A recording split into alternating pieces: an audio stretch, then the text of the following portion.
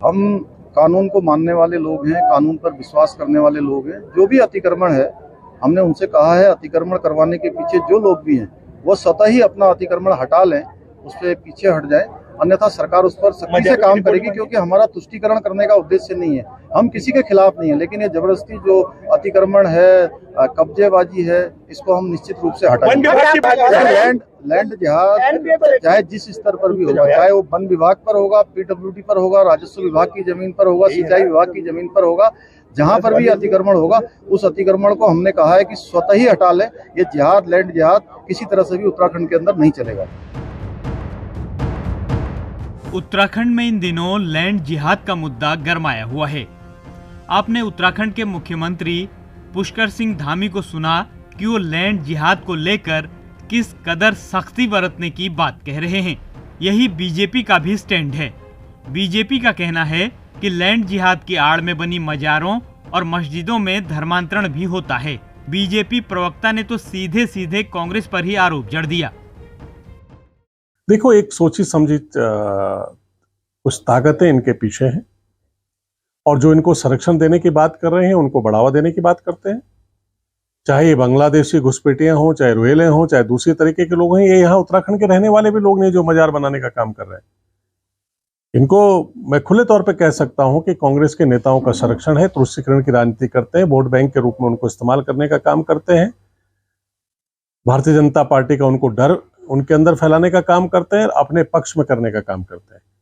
तो ये यहाँ नहीं चलने का। इसीलिए हम कठोर से कठोर जो धर्मांतरण कानून लेकर आए, यही नतीजा है कि धर्मांतरण कानून भी लाए, क्योंकि ये जो इनके बन रहे हैं, मजार बन रही है, मस्जिदें बन रही हैं, यहाँ धर्मांतरण का भी काम करते हैं।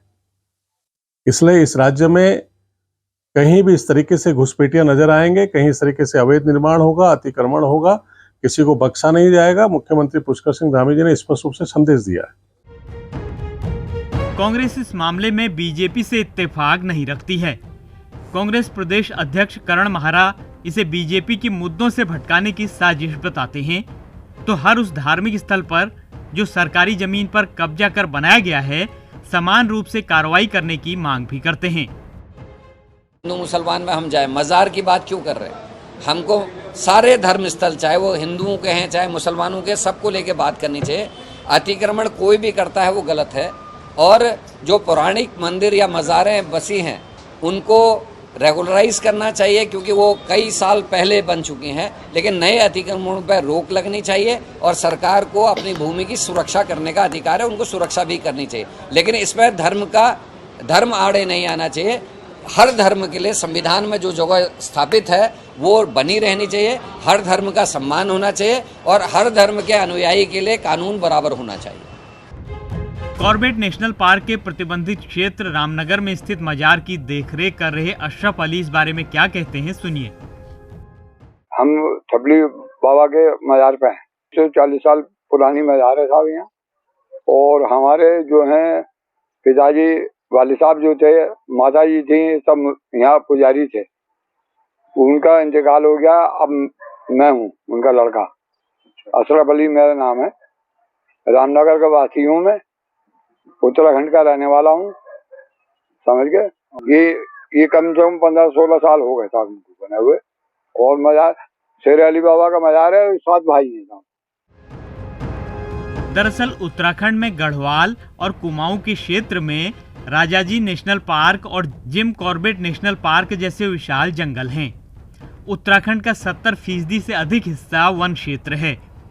जानकारी के अनुसार कॉर्बेट टाइगर रिजर्व पार्क के भीतर कालागढ़, बिजरानी, सोना नदी रेंज, झिरना, सर्पदुली और ढेला में कई धार्मिक स्थल बनाए गए हैं।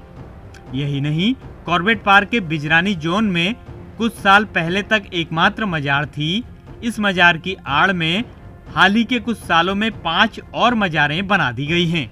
इसी क्रम में कॉर्बेट पार्क के ढेला रेंज में भी 5 मजारें, झिरना रेंज में 1 मजार के साथ ही कालागढ़ रेंज में 5 मजारें बना दी गई हैं। सरकारी जमीन पर अवैध रूप से कब्जा कर बनाई गई इन मजारों को हटाने के लिए वन विभाग की तरफ से कार्रवाई की जा रही है। मार्च 2023 तक वन विभाग ने तमाम अवैध मजारों के कब्जे वाली सरकारी जमीन को खाली कराया है। उत्तराखंड वन विभाग ने करीब 1000 अवैध मजारों को चिन्हित किया है जो सरकारी भूमि पर बनी हुई हैं। ऐसे में तय है कि 2023 के निकाय चुनाव और 2024 के लोकसभा चुनाव लैंड जिहाद के मुद्दे पर लड़ने की नींव रखी जा चुकी है। ईटीवी भारत के लिए देहरादून से रोहित सोनी की रिपोर्ट।